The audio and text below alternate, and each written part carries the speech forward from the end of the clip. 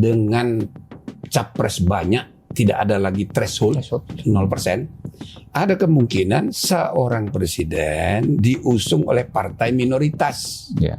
Nah, terus ada lagi yang bilang bahwa ini kok MK kok membuat pasal baru, norma baru. Loh, negara kita adalah negara hukum. Lebih dari negara demokrasi, kita ini negara hukum. Ya, pertama setelah keluarnya putusan ini kan yang dilihat oleh pembentuk undang-undang ada 2 sasaran yang kemudian mereka targetkan.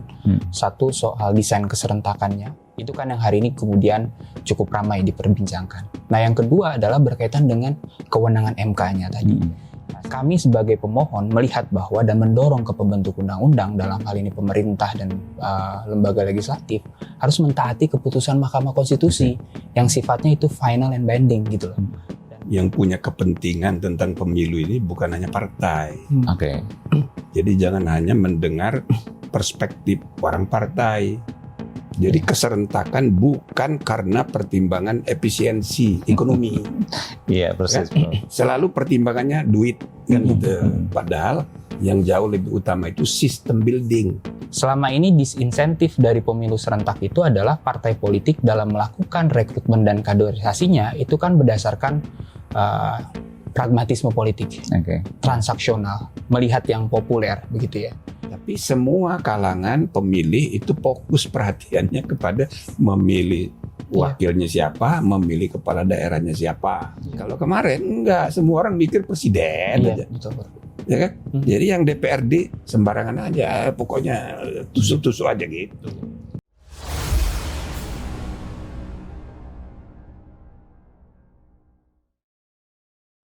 Assalamualaikum warahmatullahi wabarakatuh, sahabat LP3S.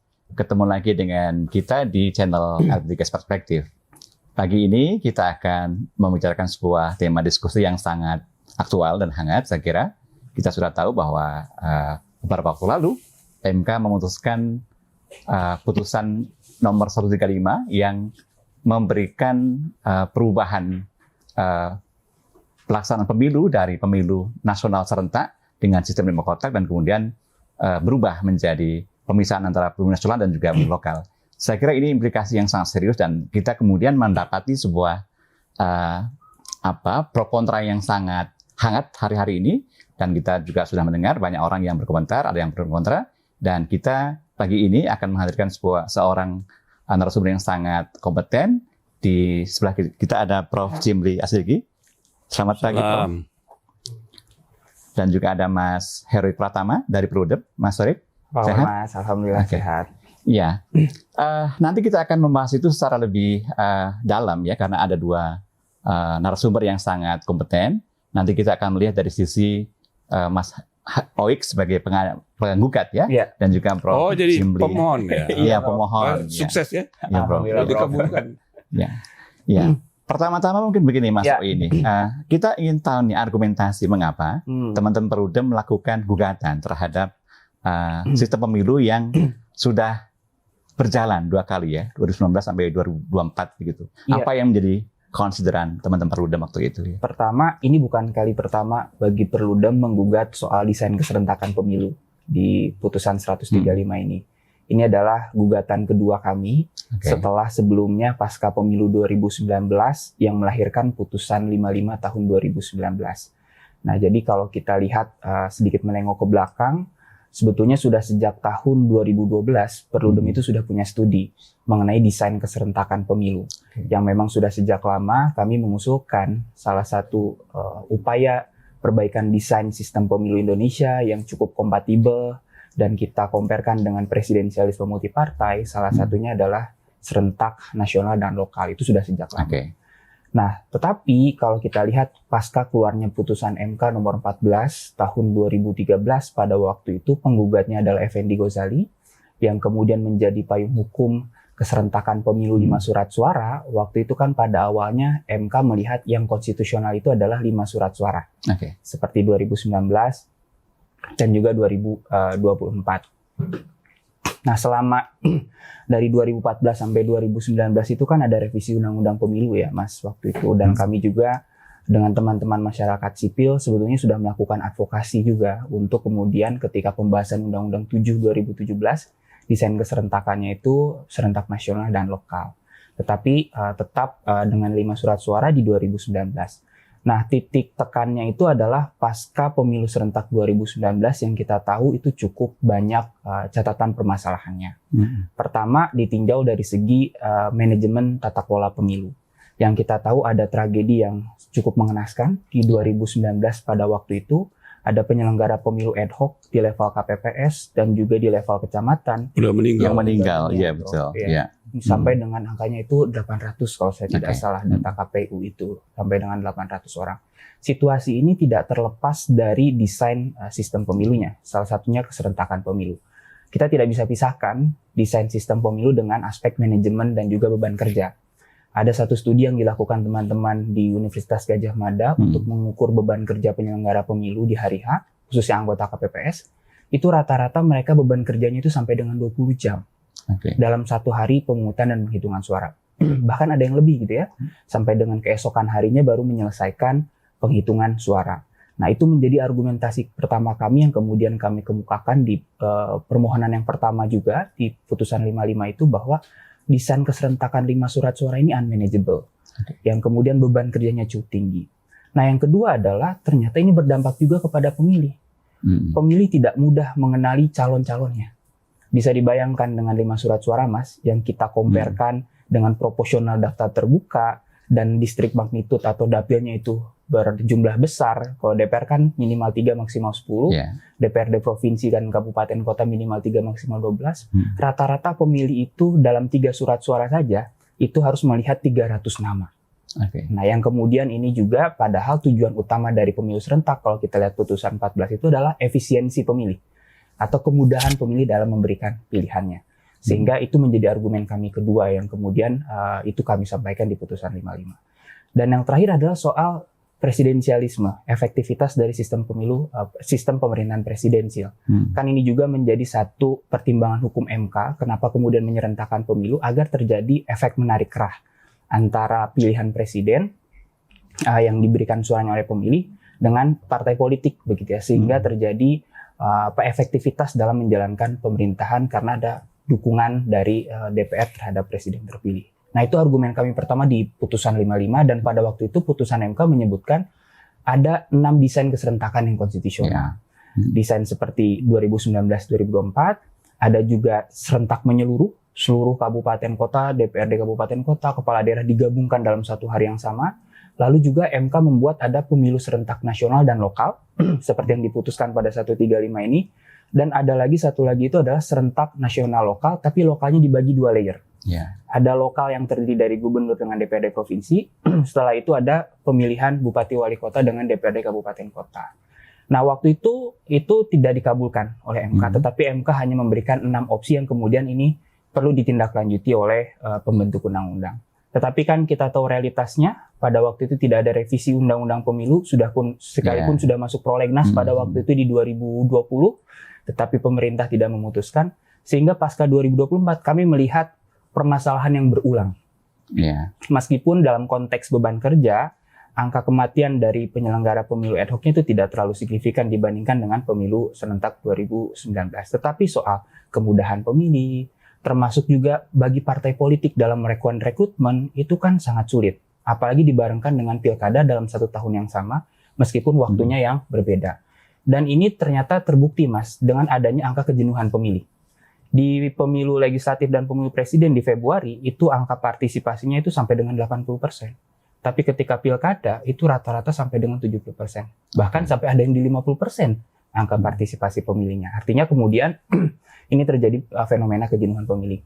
Nah, jadi di putusan 135 ini, kami menambahkan argumen soal aspek pelemahan pelembagaan partai karena desain keserentakan yang kemudian secara terus-menerus dalam 1 tahun yang sama membuat partai kemudian sulit dalam melakukan rekrutmen, dan hal ini terbukti kan banyaknya pilkada calon tunggal salah satunya di pilkada serentak kemarin dan juga aspek kejenuhan pemilih. Kurang lebih seperti itu, Mas, argumen. Prof, ini kan tadi argumentasinya sangat logis gitu ya. Selamat. Tapi kan kemudian ada juga orang yang merasa bahwa komplikasi dari putusan itu kemudian membawa dampak yang tidak sederhana gitu ya. Lalu kemudian orang menggugat lagi soal misalnya kewenangan, lalu kemudian juga soal konstitusionalisme dari MK di situ. Bagaimana pendapat Prof? Apakah putusan ini betul-betul katakanlah kalau terkait dengan soal kewenangan MK, apakah melampaui kewenangan MK memutus seperti itu atau bagaimana, Prof? Ya, yang penting ini kan yang punya kepentingan tentang pemilu ini bukan hanya partai. Oke. Jadi jangan hanya mendengar perspektif orang partai. Karena dari perspektif penyelenggara.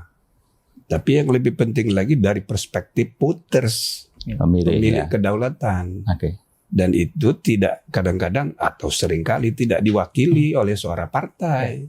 Partai kan hanya bias melihat dari segi kepentingannya sendiri semua persoalan.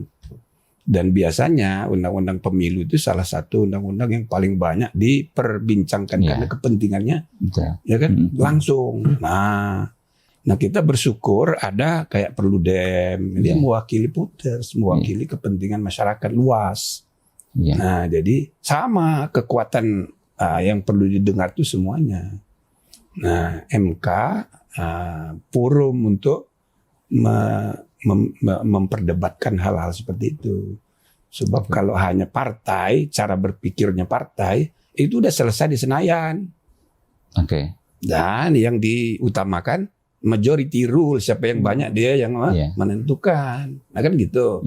Padahal belum tentu benar suara mayoritas itu. Maka dulu kita mendirikan MK itu dengan maksud mengontrol majority rules dengan suara kesepakatan tertinggi, suara konstitusi.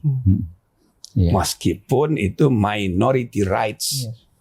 Jadi ini ada pengimbang. Itulah makanya kalau urusan undang-undang kepemiluan direview ya sering ribut. Biasa itu. Dan sejarah awal dulu ketika pertama kali undang-undang dibatalkan oleh Mahkamah Agung Amerika, ribut juga. Dan itu 2 abad yang lalu pada tahun 1803. Bahkan presiden terbaik Amerika itu ya Thomas Jefferson antara lain. Ngomongnya kasar banget. Dianggap itu saya ini perancang dari undang-undang konstitusi Amerika. Itu 9 hakim tuh goblok-goblok nggak ngerti apa gitu. Karena dia politisi melihat dari perspektif dia. Nah tapi ya kan bahkan dia menggunakan istilah ini hakim ini bisa bertindak seperti shapers and miners yang bisa menggergaji sistem konstitusi kita. Shapers miners itu tentara teknis, tukang gali tanah, pasang bom, nah gitu-gitu. Jadi hakim-hakim itu ibarat secara pelan-pelan merusak sistem Amerika, gitu. Saking kerasnya dia. Tapi sesudah beberapa dasawarsa, para filosof hukum dan politik menganggap, wah ini bagus ini, temuan baru. Pertama kali judicial review di mana hakim membatalkan undang-undang buatan politikus di Kongres. Jadi ini dianggap pengimbang, maka di seluruh dunia ikut, termasuk negara-negara Eropa kontinental bikin lembaga sendiri namanya Verfassungsgerichtshof. Nah, sekarang ini semua negara seluruh dunia ini sudah 2 abad lebih nggak ada persoalkan lagi. Walaupun awal-awal sering ribut, sebuah di Rusia ribut, Ukraina, di Georgia, semua negara-negara yang baru berdemokrasi tiba-tiba bikin MK, ya kan? Ada aja masalahnya. Nah, harusnya kita udah abad ke-21, sudah 27 tahun, 25 tahun reformasi. Para politikus kita belajar dengan kearifannya melihat masalah itu bukan hanya dari sudut kepentingan sendiri. Gitu loh. Jadi kalau misalnya dibilang kok MK ini ultra petita? Loh, sejarah ultra petita itu mulai dari judicial review. Iya. Okay. Gitu loh. Kalau di bidang perdata itu mutlak tidak boleh. Di bidang administrasi menyangkut private rights, ya, itu mutlak tidak boleh ultra petita. Tapi kalau untuk tata negara, loh itu justru itulah pertama kali lahirnya judicial review. Permohonannya dari Marbury dan kawan-kawan itu mintanya itu Kepres. Kepres yang sudah diteken oleh John Adam itu kasih dong kami. Ya kan? Dia diangkat jadi hakim perdamaian. Sudah ada Kepres, sudah diteken, tapi belum diserah terimakan. Tapi oleh James Madison, Secretary of State, nggak dikasih. Nah lalu kemudian dia menggugat ke Mahkamah Agung. Permintaannya tidak dikabulkan. Malah yang dikabulkan undang-undang yang memberi alasan kepada pemerintah untuk tidak menyerahkan Kepres itu dibatalin. Nah itu kan ultra petita banget. Jadi sejarah dari judicial review itu sejarah ultra petita. Jadi kalau ada sarjana hukum sekarang, loh kok MK ini ultra petita? Ya Allah, itu nggak ngerti sejarah, nggak ngerti ide judicial review, justru ultra petita. Nah terus ada lagi yang bilang bahwa ini kok MK kok membuat pasal baru, norma baru. Loh, jadi istilah positif and negative legislator itu dari Hans Kelsen namanya.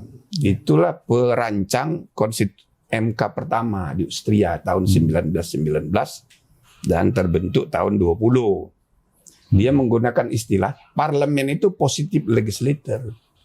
Sedangkan MK ini negatif legislator. Maksudnya yang sana membuat pasal, sini membatalkan. Sana membuat undang-undang, sini mencabut. Jadi ini positif, ini negatif.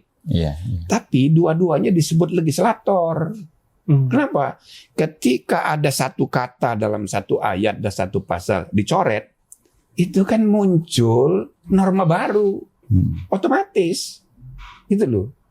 Jadi ya kan dicoret kan cuma satu kata atau satu ayat, tapi akibat dicoretnya itu kan muncul pengertian normatif baru. Nah biasanya itu dirumuskan di pertimbangan rasio desidendi namanya.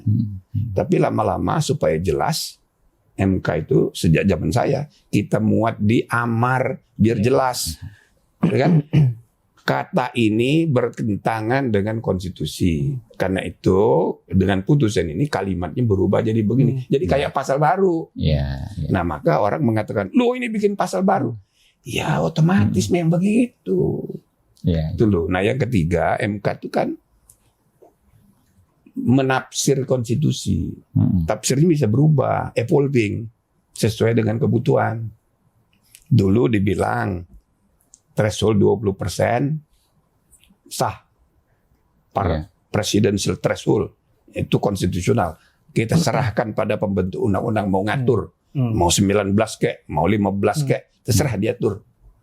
Tapi lama-lama sesudah pengalaman, ya kan, 4 kali pemilihan presiden. Wah ini nggak benar ini. Maka mereka kemudian membuat putusan ini inkonstitusional. Sama kayak gini juga. Sesudah awalnya itu dia bikin ada beberapa kategori. Ini semuanya halal, semua konstitusional. Tapi harus dipilih sendiri oleh pembentuk undang-undang. Tapi sesudah sekian tahun berkali-kali, loh ternyata nggak benar ini. Yang lebih baik itu yang ini. Nah maka dia putuskan. Nah jadi saya rasa ya kita ikut saja karena perdebatan substantif kan sudah di MK. Nah jadi kita harus membangun tradisi menghormati putusan pengadilan. Negara kita adalah negara hukum. Lebih dari negara demokrasi, kita ini negara hukum. Pasal 1 ayat 1 Undang-Undang Dasar disebut negara Indonesia ialah negara kesatuan yang berbentuk republik. Pakai kata ialah. Ayat 2-nya, ya kan? Kedaulatan berada di tangan rakyat dan dilaksanakan menurut Undang-Undang Dasar. Tapi ayat 3-nya pakai adalah. Negara Indonesia adalah negara hukum. Maknanya apa itu?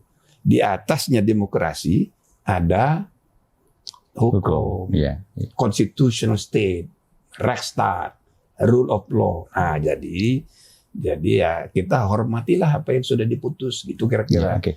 Ini poinnya menarik ya, hormati yang sudah diputus.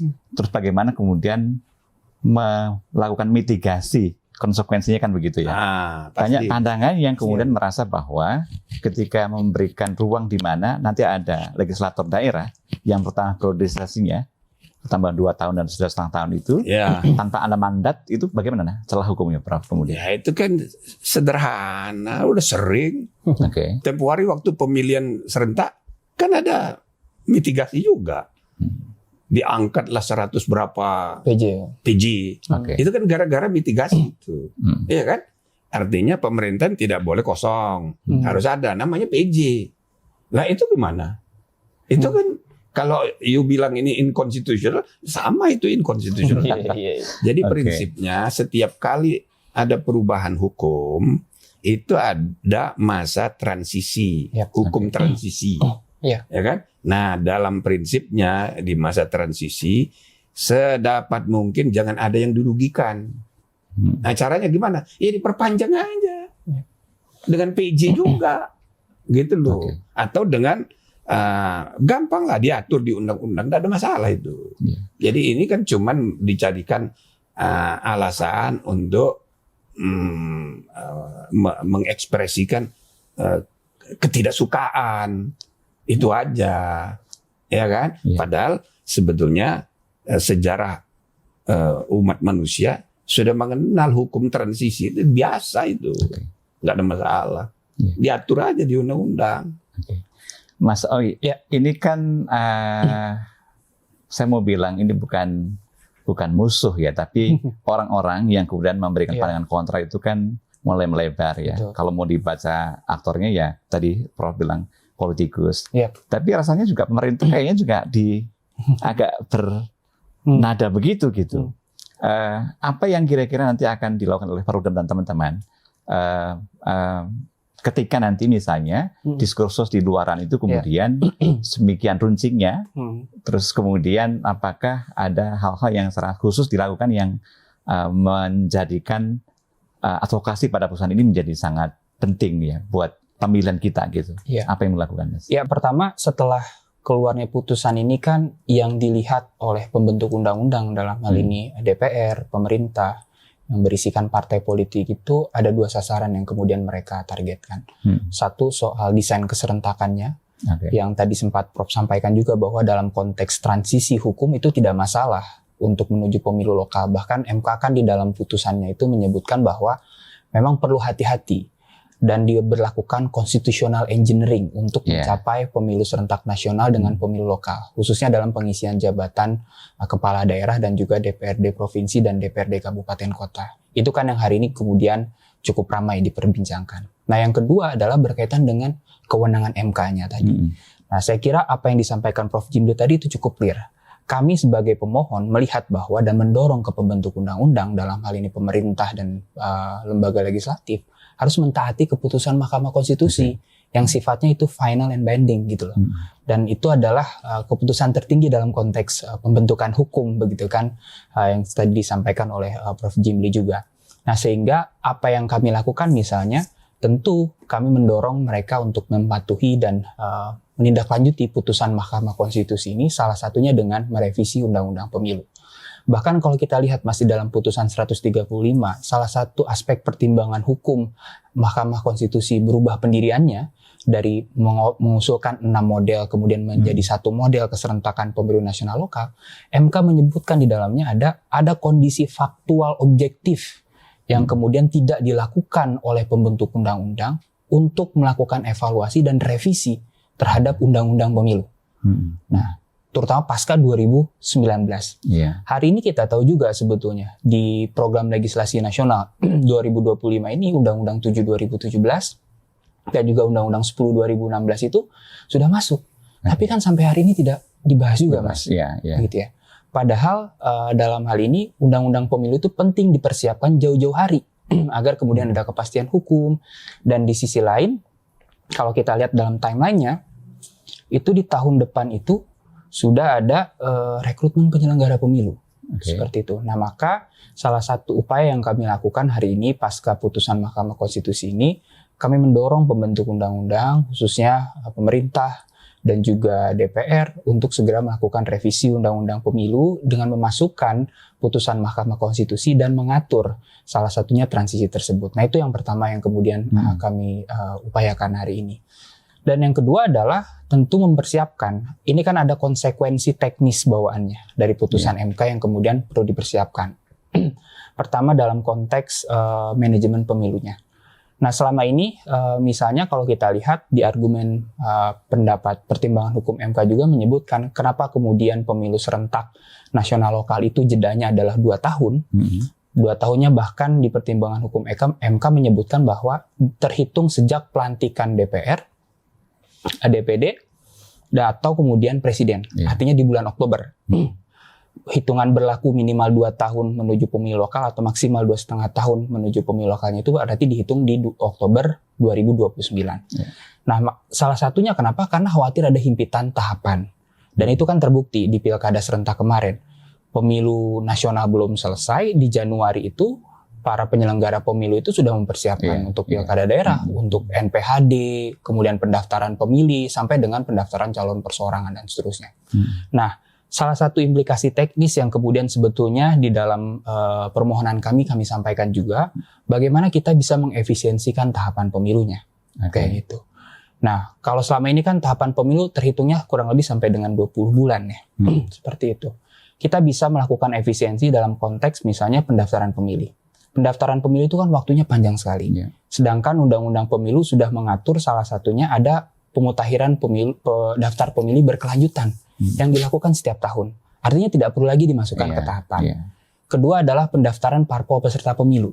Tidak perlu masuk ke dalam tahapan sebetulnya. Itu bisa juga di luar tahapan pemilu. Dan yang ketiga adalah pembentukan daerah pemilihan.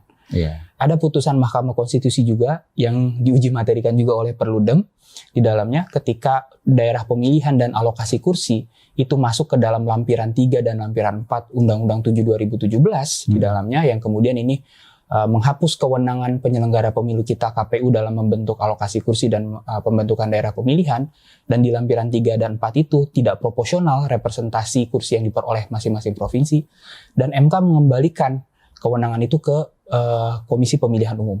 Itu sebetulnya putusannya itu sebelum pemilu 2024 itu sudah keluar. Dan itu MK bahkan secara eksplisit menegaskan harus dilakukan penataan alokasi kursi. Tetapi waktu itu tidak dilakukan. Karena ada intervensi yang kuat dari partai politik untuk tidak melakukan itu. Nah, artinya dari putusan ini, pembentukan dapil itu bisa dikeluarkan juga dari tahapan. Nah, itu salah satu implikasi teknis yang kami rekomendasikan dalam pembentuk undang-undang ketika menyiapkan turunan dari putusan Mahkamah Konstitusi ini. Dan yang terakhir tentunya adalah konsekuensi soal masa jabatan misalnya.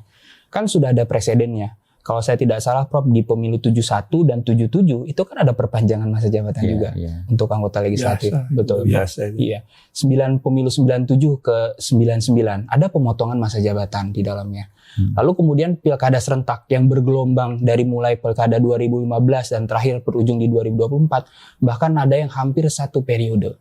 3 tahun lebih menjabat sebagai penjabat kepala daerah. Seperti itu. Jadi proses transisi ini kan suatu hal yang sebetulnya presidennya sudah ada.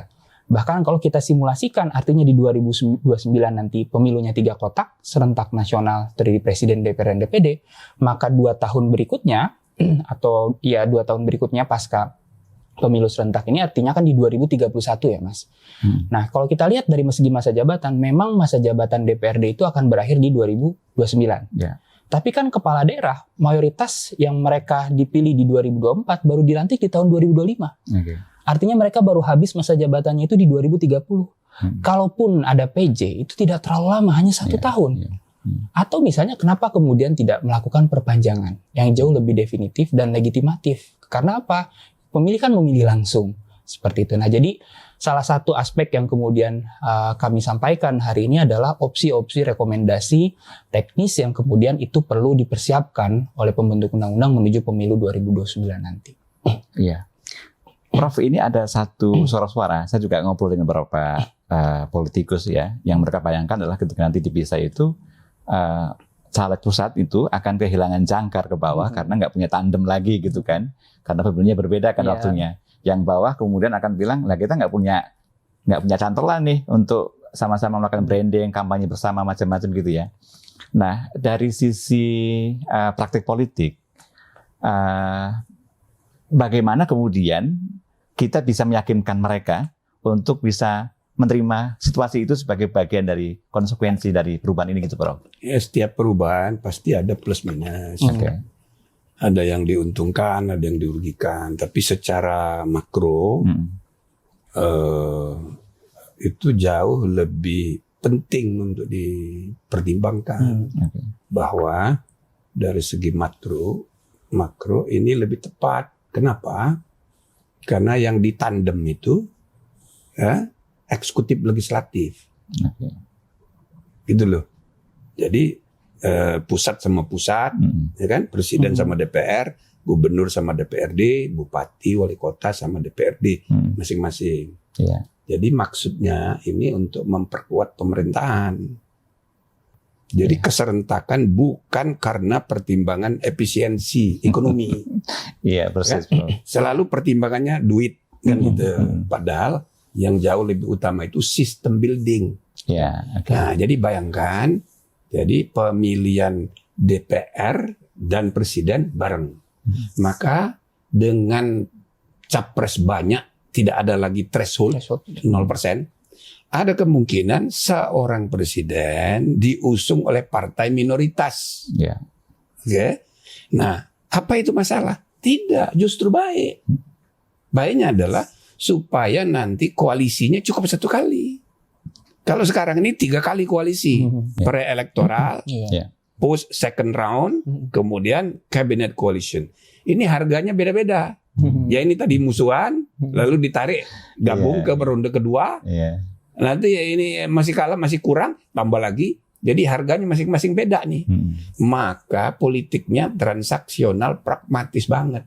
Gitu. Jadi kekuatan koalisi pemerintahan itu tidak sejati. Nah, tapi kalau nanti terjadi presidennya ternyata dipilih oleh partai yang paling kecil, ya enggak apa-apa. Toh yang penting waktu dia menyusun kabinet baru dia tarik mayoritas. Jadi koalisinya cukup satu kali. Akibatnya pun mencari-cari pasangan calon wakil presiden, nggak kasak kusuk, lari sana, lari sini, nggak begitu. Jadi betul-betul leadershipnya itu nanti lebih kokoh, gitu. Dan pasti dijamin pemerintahan itu kuat karena dia akan merangkul mayoritas suara di DPR, gitu. Jadi ini untuk sistem building, gitu loh, bukan untuk efisiensi. Nah, hal yang sama juga di provinsi. Hal yang sama juga di kabupaten. Karena di provinsi kabupaten kan nggak ada kabinet. Jadi ini nggak perlu koalisi. Nanti koalisinya begitu dia dilantik, dia rangkul, ya kan, beberapa fraksi gitu, sehingga pragmatisme transaksinya satu kali aja. Nah, jadi ini untuk sistem building jauh lebih sehat, gitu. Nah, lalu efek ekor jas, ya kan, dari atas ke bawah. Ya otomatis kalau partainya udah menang kan ada pengaruh dong, ya kan. Tapi semua kalangan pemilih itu fokus perhatiannya kepada memilih wakilnya siapa, memilih kepala daerahnya siapa, waktunya bersamaan. Kalau kemarin enggak, semua orang mikir presiden aja, ya kan. Jadi yang DPRD sembarangan aja, pokoknya tusuk-tusuk aja gitu. Artinya secara sistemik ini baik. Baik ya. Dan kira-kira Prof bisa memperkirakan nggak ini sampai kapan nih runcingnya wacana yang lalu betul-betul mereka mau melawan gitu ya, para politisi ya.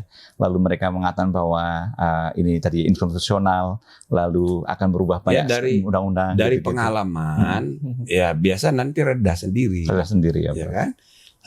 Akal sehat itu akan menuntun orang reda sendiri. Tapi bisa juga ini makin panas. Karena kemarahan kepada MK ini berakumulasi. Iya, betul. Pernah terjadi puncaknya adalah pada pemberhentian Aswanto. di recall. Ya. Nah ini pikiran untuk merecall muncul lagi. Oh ini 3 orang yang kita pilih dari presiden, 3 dari ini, masa dia nggak memihak sama kita, Iya. gitu kan? Nah ini harus jadi pelajaran. Bolak-balik saya bicara dari dulu, 3 orang dipilih oleh presiden, 3 orang dipilih oleh Mahkamah Agung, oleh DPR, itu oleh, bukan dari. Jadi DPR, presiden dan Mahkamah Agung hanya tukang memilih. Oke. Begitu dia sudah jadi hakim, dia independen. Dia adalah negarawan yang dipilih dengan segala prosedur, ya kan? Jadi hanya pemilih, bukan pemilik. Jadi dia tidak punya hak untuk merecall. Cara berpikir recalling itu keliru. Di Undang-Undang Dasar nggak begitu. Kenapa dibagi 3? Maksudnya MK ini supaya netral dari cabang kekuasaan eksekutif, legislatif, yudikatif. Termasuk salah satu kewenangannya adalah memutus sengketa lembaga negara. Sengketa bila perlu antar cabang kekuasaan negara. Antara BPK dengan pemerintah, antara DPD dengan DPR. Itu kalau ada sengketa yang memutus MK, maka dia ini harus di tengah. Maka supaya dijamin 3 dan dipilih ini dipisah. Gitu kan. Misalnya nanti, wah enak bener dia impeachment. Pasti yang 3 orang yang dipilih presiden membela dia. Kan masih ada 6 yang enggak. Atau sebaliknya, undang-undang itu dibikin oleh DPR. Kan masih ada 6 yang bukan dari DPR. Nah gitu. Jadi itu di banyak negara memang sengaja begitu, dipisah. Tapi oleh, bukan dari. Tapi nanti akibat dari kasus ini, itu akan muncul lagi tuh. Ya kan? Seberapa mungkin itu akan terjadi, Prof, dalam saya rasa besar kemungkinannya. Makanya saya udah bilang 9 hakim. Saya WA, sabar. Ya kan? Nah, gitu. Harus sabar karena ini jadi ujian tingkat kualitas negara hukum dan demokrasi kita masih rendah. Kita ini the third largest kuantitatif, tapi kalau menurut saya bukan the third, the first.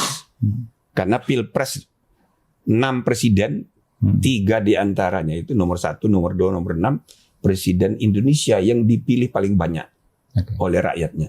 Jadi kita ini the first largest, tapi indeks kualitasnya kan masih turun dari 53 menjadi 59 tahun ini.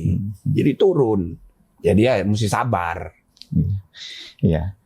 Mas Owi, ini saya mau lihat dari perspektif masyarakat sipil lah. Nah, ini dia yang penting. Maksudnya kan ini arenanya kan betul-betul akan seperti itu disampaikan Prof gitu ya. Itu sudah diantisipasi oleh teman-teman. Bagaimana nanti perlawanan di parlemen sebagainya begitu gitu. Iya, tentu kalau kita lihat dari pengalaman pengujian undang-undang yang lain misalnya, itu kan terjadi juga. Dan kalau kita lihat kasus yang tadi disebutkan oleh Prof Gindi berkaitan dengan recalling hakim konstitusi, itu kan salah satunya karena akibat uji materi undang-undang Omnibus Cipta Kerja kan. Nah, tentu itu kan Prof ya salah satunya ya. Dan kalau kita lihat ya emang ada arah ke sana gitu kan. Bahkan sebelum putusan ini kita masih ingat beberapa hari sebelumnya itu ada ketua pimpinan Komisi 3 di DPR yang menyebutkan bahwa kita ini capek, dia bilang. Kita bikin undang-undang terus dibatalin terus sama Mahkamah Konstitusi. Gitu. Terus gak lama keluar putusan ini. Nah artinya kan ini menjadi satu akumulasi ya bagi mereka mungkin melihat bahwa mereka pembentuk undang-undang tapi kemudian langsung dikoreksi. Nah bagi kami tentu dalam konteks negara hukum yang tadi sudah kita diskusikan panjang bahwa ya kita harus menghormati putusan Mahkamah Konstitusi sebagai cabang kekuasaan dalam konteks ketatanegaraan kita seperti itu dan sudah ada porsinya masing-masing. Tetapi di sisi lain saya kira dukungan masyarakat, dukungan publik terhadap Mahkamah Konstitusi akan kuat. Apalagi kalau kemudian sampai itu tadi fenomena sebelumnya ini terjadi lagi akibat putusan 135, saya kira publik masyarakat sipil itu akan melihat sejauh mana kemudian lembaga negara kita yang kemudian dalam bertata negara kemudian justru di otak-atik yang dikeluar dari prosedurnya seperti itu. Dan hari ini kan sebetulnya putusan MK ini menjadi satu milestone baru juga bagi masyarakat sipil, khususnya bagi kami di Perludem, menjadi semakin percaya terhadap institusi peradilan, terutama Mahkamah Konstitusi. Bukan berarti kemudian kami tidak melakukan advokasi dalam konteks formulasi kebijakan di level parlemen ataupun di dalam pemerintah. Hampir setiap revisi undang-undang pemilu itu kami melakukan advokasi.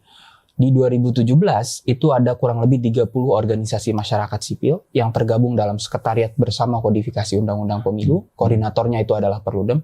Kami membentuk naskah revisi undang-undang pemilu, kodifikasi undang-undang pemilu versi masyarakat sipil sendiri.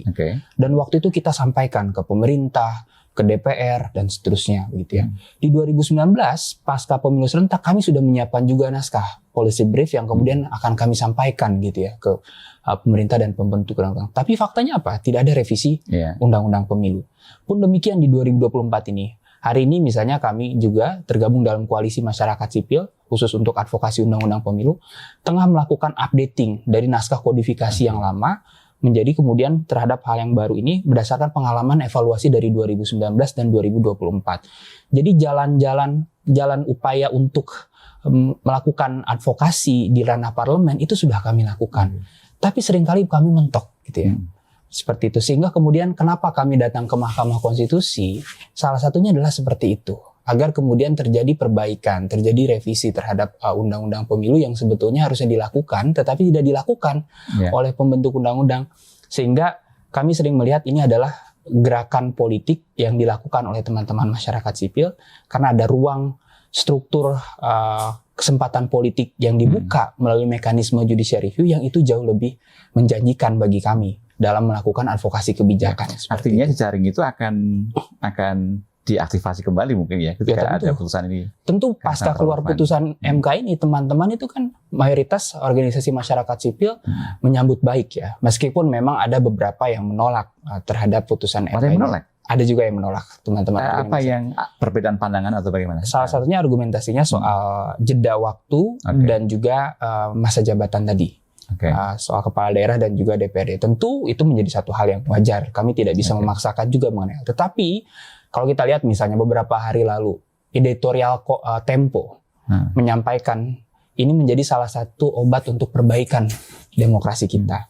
Dan editorial media Indonesia misalnya juga menyampaikan bahwa ini salah satu perbaikan, titik balik perbaikan desain kepemiluan kita yang jauh lebih bermakna.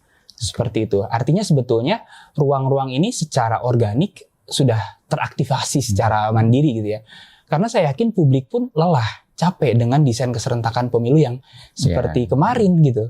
Nah, tentu ke depan mungkin tinggal bagaimana kita memberikan pemahaman kepada publik mengenai pendidikan politik ke depan untuk desain pemilu serentak nasional dan lokal. Dan dengan mekanisme serentak nasional dan lokal ini, aspek pendidikan politiknya itu akan jauh lebih berjalan, Mas. Tidak 5 tahun sekali. Artinya kan setelah pemilu serentak nasional, 2 tahun berikutnya ada pemilu lokal seperti itu. Dan ruang bagi pemilih untuk menghadirkan perilaku pemilih rasional dengan mekanisme reward and punishment itu akan terjadi juga.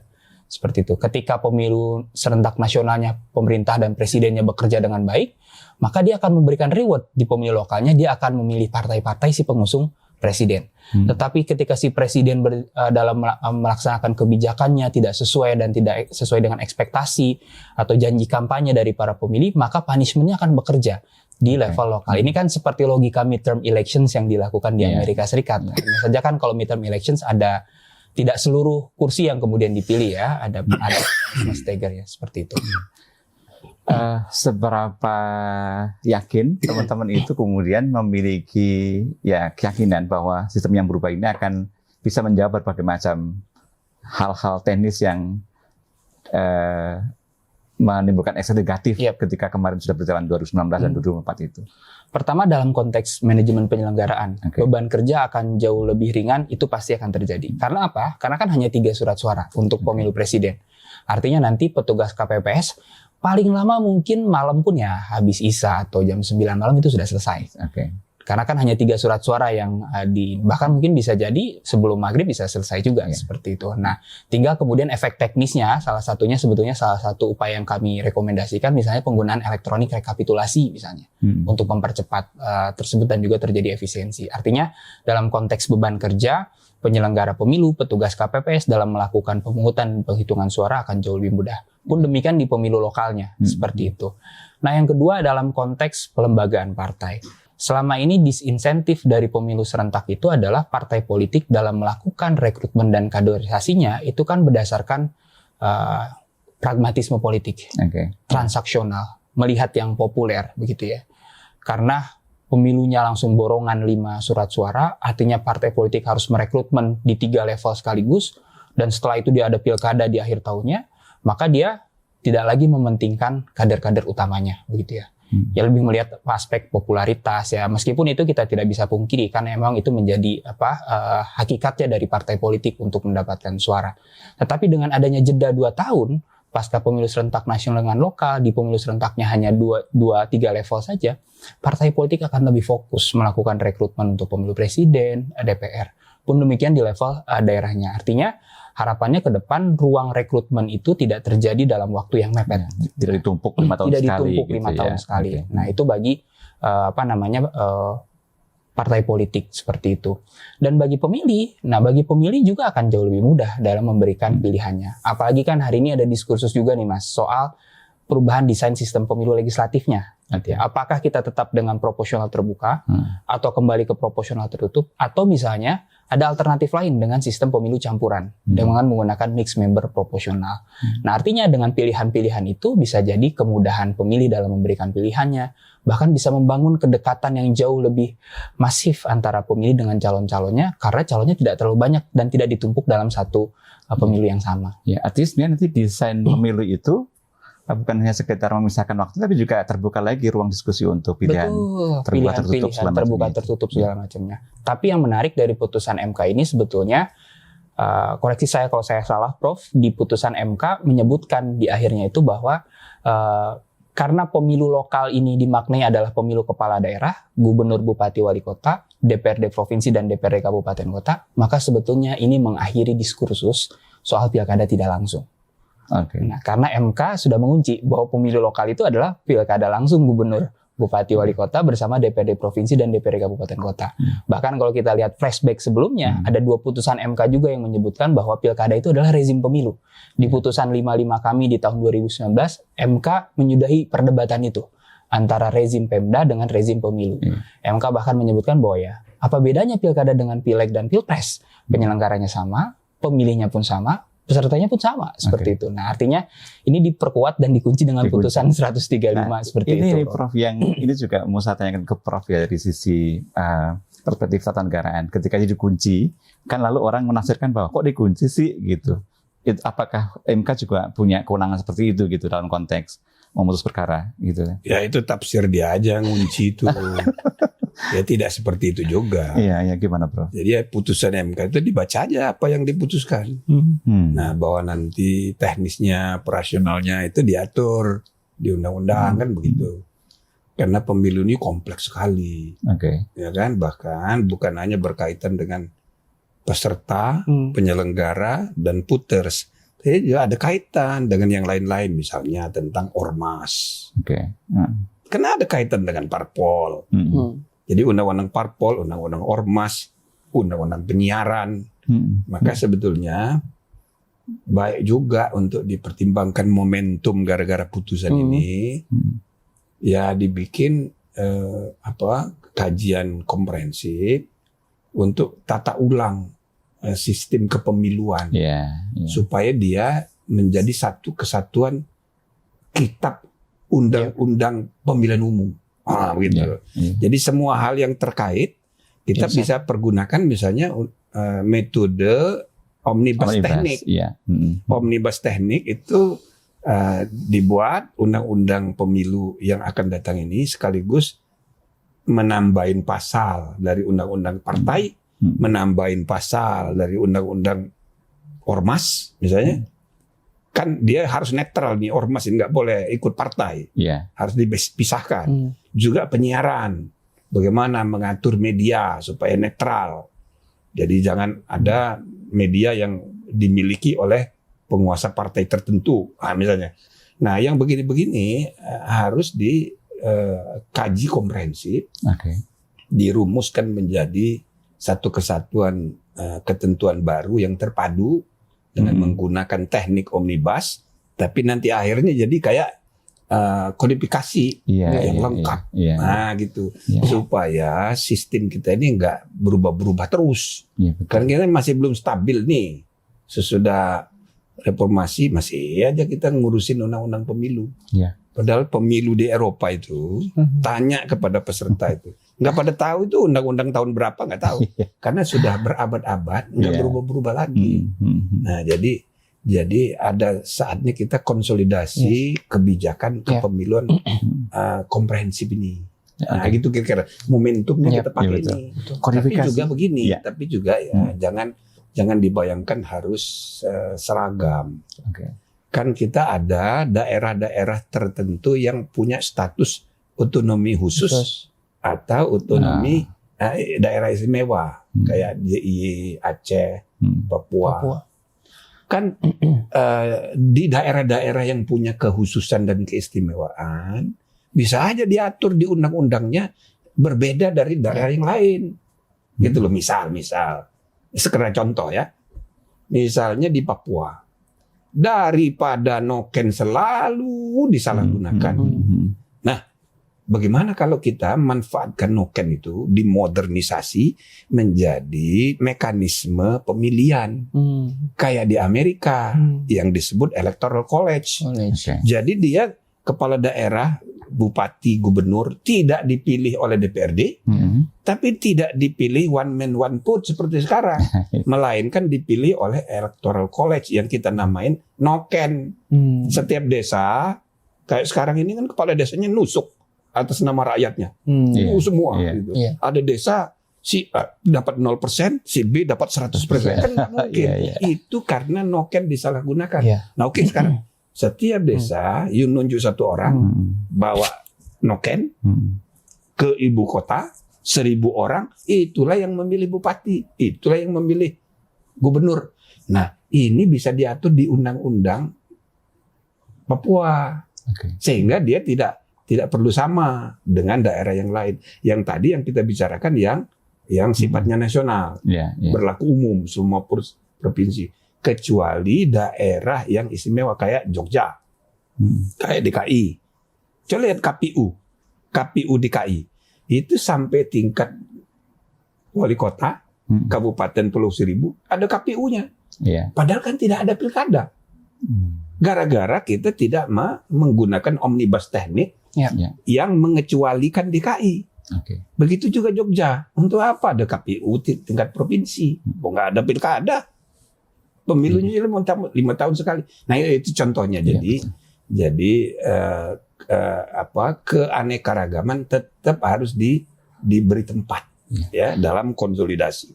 Tadi. Artinya memang tadi yang disebut Prof sebagai omnibus atau kodifikasi itu memang menjadi hal yang mendesak sekarang ya, Prof. Saya rasa momentumnya ada, tapi bedakan omnibus dengan kodifikasi. Kodifikasi itu mengintegrasikan. Jadi Undang-Undang Ciptaker itu sebetulnya lebih kodifikasi daripada omnibus. Kalau omnibus itu nggak harus begitu, nggak usah disatukan jadi ketebelan. Jadi satu undang-undang dia mengubah 10 undang-undang sekaligus, tapi cuma satu ayat. Nah, jadi dia sapu jagat. Tapi undang-undangnya tipis saja, gitu kan? Nah, tapi sesudahnya nanti untuk konsolidasi itu disatukan dalam satu naskah, itu ya kodifikasi. Karena istilah ini juga muncul, saya baca di dokumennya Bapak soal kajian itu, kodifikasi itu untuk membayangkan sebuah dokumen yang satu antara pemilu lokal dan juga pemilu nasional gitu. Ya, itu memudahkan juga para pembaca. Jadi dan istilah itu di kalangan LSM, Perludem itu sudah dipakai sudah lama, kodifikasi. Ya kan? Jadi penting itu, jadi menyatukan semua undang-undang dalam satu naskah. Mas Owi, ini nanti kan akan menjadi open menu ya ketika revisi undang-undang pemilu dibuka gitu. Nanti kan bisa jadi ada hal-hal lain yang juga mau dimuat di situ ya. Kan ini proses politik betul gitu.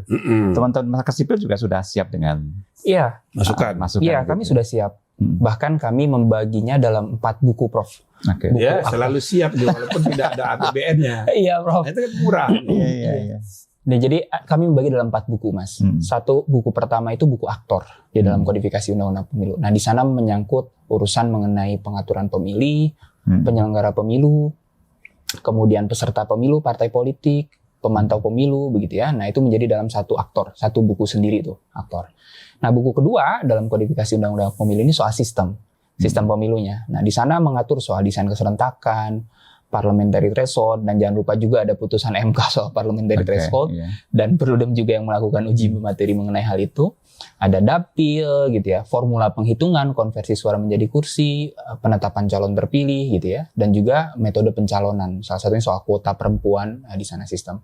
Nah, buku ketiga soal penegakan hukum pemilu. Buku ketiga soal penyelenggaraan pemilu. Bagaimana penjadwalan tahapan detailnya itu diatur di dalam buku ketiga, mulai dari pendaftaran pemilih sampai dengan pelantikan. Dan buku keempat adalah soal penegakan hukum pemilu, baik dalam konteks pidana pemilu, kemudian administrasi, termasuk sengketa pemilu di dalamnya. Jadi sebetulnya Kurang satu lagi, Apa, etika. etika, Penegakan hukum dan etika pemilu. pemilu. Nah, mungkin itu satu. Dan kemudian jadi sebetulnya itu sudah kami siapkan naskah-naskah itu, dan menunya itu sudah tersedia gitu ya. Yang jadi penting kemudian adalah ketika nanti pembahasan undang-undang pemilu ini, para pembentuk undang-undang harus memasukkan ketentuan-ketentuan yang sudah diputus oleh Mahkamah Konstitusi untuk bisa dijalankan di pemilu berikutnya gitu ya. Nah, karena jangan sampai kemudian bertentangan juga dengan putusan Mahkamah Konstitusi seperti Ya, itu. bagus. Iya. Karena ruang-ruang itu kan kadang-kadang menjadi gelap gitu ya. Tiba-tiba ada saja yang menjadi pasal-pasal Iya. selundupan, tanda kutip gitu, yang lalu maksudnya mungkin Betul. berbeda begitu ya. Betul. Dan Ya. betul. Dan kalau kita lihat hampir di setiap pembahasan undang-undang pemilu yang memakan waktu paling lama itu perdebatannya soal sistem pemilu. Oke. Itu selalu menjadi isu krusial yang berujung pada voting kayak gitu. Sehingga aspek penegakan hukum, aspek manajemen penyelenggaraan kadang mereka lewatkan. Nah, mereka berkutat saja soal itu. Makanya sebetulnya putusan-putusan MK ini menjadi satu opsi yang kemudian mengakhiri perdebatan itu.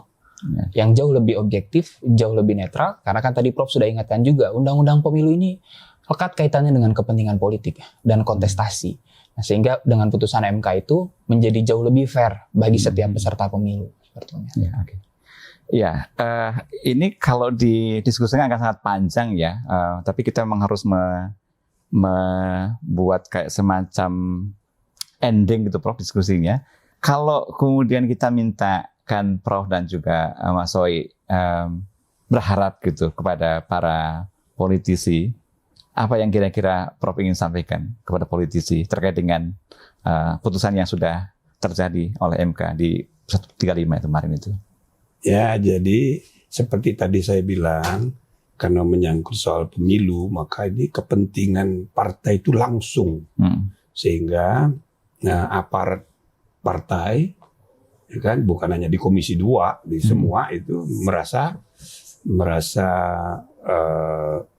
kalau dirugikan merasa terganggu semua. Ya. Jadi mereka pasti antusias untuk membicarakan soal implikasi putusan dan juga penataan sistem pemilu dan sebagainya. Nah, tapi barangkali baik untuk saling mengingatkan. Seperti tadi saya bilang, urusan pemilu ini bukan hanya urusan partai, tapi juga urusan rakyat yang berdaulat, urusan pemilih, urusan penyelenggara, urusan masyarakat luas, yang pokoknya akhirnya itu berkenaan dengan kualitas dan integritas demokrasi kita. Itu loh. Nah, maka partai kalau bisa diingatkan harus memahami bahwa peranan NGO, LSM kayak Perludem ini harus jangan dimusuhi. Itu loh. Jangan dimusuhi, apalagi mereka ini nggak pakai APBN.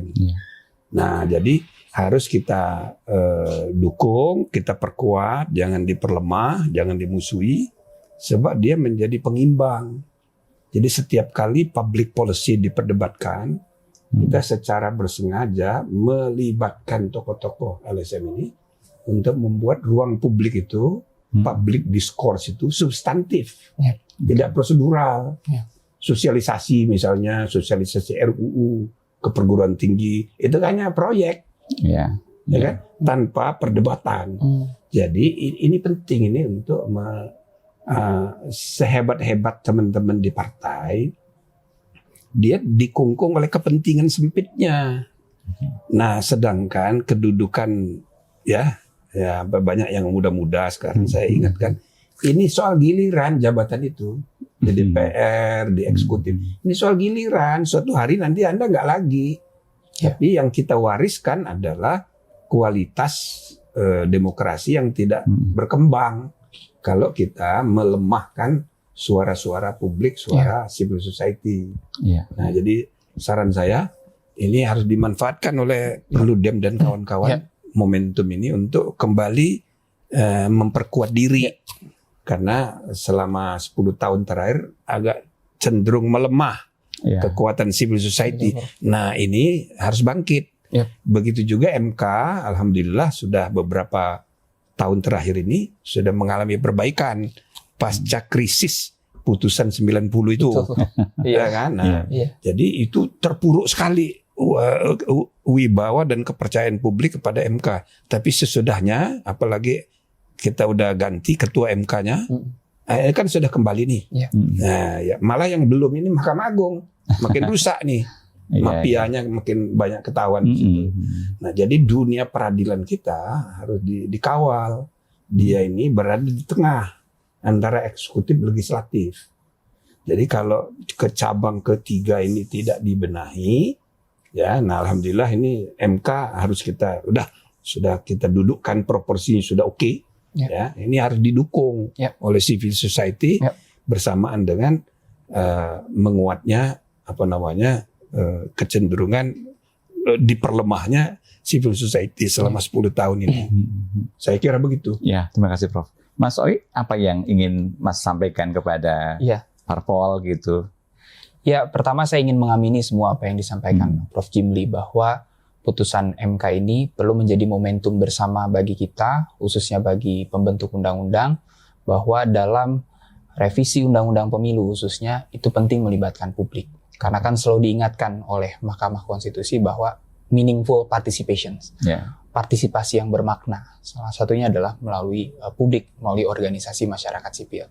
Sehingga putusan Mahkamah Konstitusi ini jangan kemudian dinilai sebagai bentuk perlawanan. Gitu ya, jangan dilihat sebagai bentuk perlawanan. Gitu. Perlawanan masyarakat sipil bukan, tetapi ini sebagai upaya kerjasama bareng antara masyarakat sipil dengan pembentuk undang-undang, Komisi 2, DPR gitu ya, dan kementerian terkait untuk memudahkan dalam proses revisi undang-undang pemilu yang memang lekat kaitannya dengan kontestasi dan kepentingan politik. Nah, itu poin pertama yang ingin saya sampaikan. Nah, yang kedua adalah berkaitan dengan bahwa perlu ada tindak lanjut.